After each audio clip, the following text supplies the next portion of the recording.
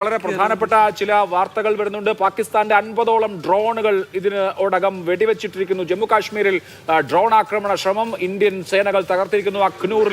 അഖ്നൂരിലും ജമ്മുവിലും കശ്മീരിലും സൈറനുകൾ മുഴങ്ങിയിരിക്കുന്നു. 50ഓളം ഡ്രോണുകൾ വെടിവെച്ചിട്ടു എന്നാണ് ലഭ്യമാവുന്ന വിവരം. ജമ്മു എയർപോർട്ട് ലക്ഷ്യമിട്ട് വന്ന പേലോഡുകളും പരാജയപ്പെടുത്തിയിരിക്കുന്നു. കുപ്വാരയിൽ ഷെല്ലിംഗ് പാകിസ്ഥാൻ ഭാഗത്ത്, അതായത് അതിർത്തിയുടെ അപ്പുറത്ത് നിന്ന് കുപ്വാരയിൽ ഷെല്ലിംഗ് നടക്കുന്നു. വളരെ പ്രധാനപ്പെട്ട ചില വിവരങ്ങൾ വന്നുകൊണ്ടിരിക്കുകയാണ്. ആ ദൃശ്യങ്ങളാണ് കാണുന്നത്. പാകിസ്ഥാന്റെ ഭാഗത്ത് നിന്ന് രാത്രിയിൽ വ്യോമാക്രമണ ശ്രമം ഉണ്ടാകുന്നു. ഡ്രോണുകൾ ഇന്ത്യൻ ഭൂഭാഗത്തേക്ക് വരാൻ ശ്രമിച്ചു, പക്ഷേ ഇന്ത്യ അത് ന്യൂട്രലൈസ് ചെയ്തിരിക്കുകയാണ്, വെടിവെച്ചിട്ടിരിക്കുകയാണ്. ആക്രമണ ശ്രമം തടഞ്ഞിരിക്കുകയാണ്. അഖ്നൂറിലും ജമ്മുവിലും കശ്മീരിലുമാണ് ഇപ്പോൾ സൈറനുകൾ മുഴങ്ങിയിരിക്കുന്നത്. അതായത് കശ്മീരിലാണ് പാകിസ്ഥാന്റെ ഭാഗത്ത് നിന്ന് ഇപ്പോൾ ഒരു ഡ്രോൺ ആക്രമണ ശ്രമം ഉണ്ടായിരിക്കുന്നത്. അത് പരാജയപ്പെട്ടു. നമുക്ക് ഇന്ത്യയെ സംബന്ധിച്ച് ഇന്ത്യക്ക് റഷ്യൻ നിർമ്മിത S-400 കവർ ഉണ്ട്. വ്യോമ പ്രതിരോധ സംവിധാനമാണുള്ളത്. സുദർശൻ എന്നാണ് ഇതിന് പേരിട്ടിരിക്കുന്നത്.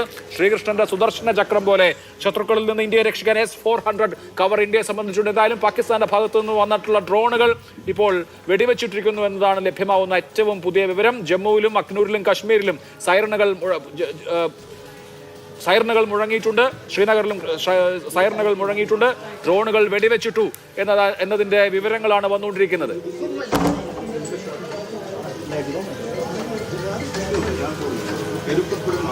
ദൃശ്യങ്ങൾ കാണാം.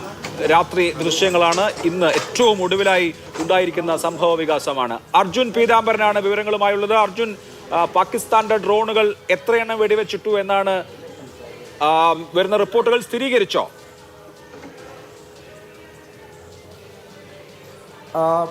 അഭിലാഷ്, ആക്രമണ ശ്രമം സ്ഥിരീകരിച്ചിട്ടുണ്ട്. ഡ്രോണുകളുടെ എണ്ണം, അതിന്റെ ആധികാരികമായിട്ടുള്ള വിവരം ലഭിച്ചിട്ടില്ല. പക്ഷേ ഇതിനോടകം തന്നെ 50ഓളം ഡ്രോണുകൾ ഇന്ത്യ വെടിവെച്ചിട്ടു എന്നുള്ള കാര്യം തന്നെയാണ് വ്യക്തമാക്കുന്നത്.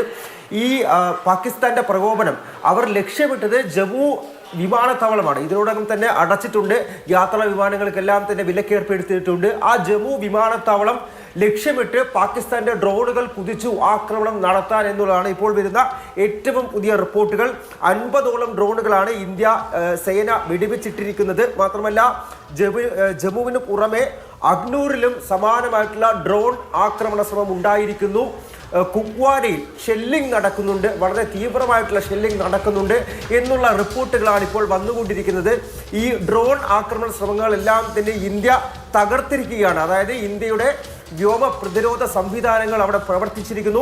കൃത്യമായി ഈ ഡ്രോണുകൾ വെടിവെച്ചിടാൻ ഇന്ത്യക്ക് സാധിച്ചിട്ടുണ്ട്. അതായത് വളരെ വലിയൊരു ആക്രമണമാണ് പാകിസ്ഥാൻ പദ്ധതിയിട്ടത്. ലക്ഷ്യമിട്ടത്, അവരുടെ പ്രകോപനം ഉണ്ടായത് ജമ്മു വിമാനത്താവളം ഇട്ടുകൊണ്ടാണ് ഇപ്പോൾ ഒരു ബ്ലാക്ക് ഔട്ട് സമാന സാഹചര്യം. അതായത് മുൻകരുതലിന്റെ ഭാഗമായി വെളിച്ചങ്ങളെല്ലാം തന്നെ അണച്ചുകൊണ്ടുള്ള ഒരു നടപടിയിലേക്കും നീക്കങ്ങളിലേക്കും ജമ്മുവിലേക്ക് പോയിട്ടുണ്ട്.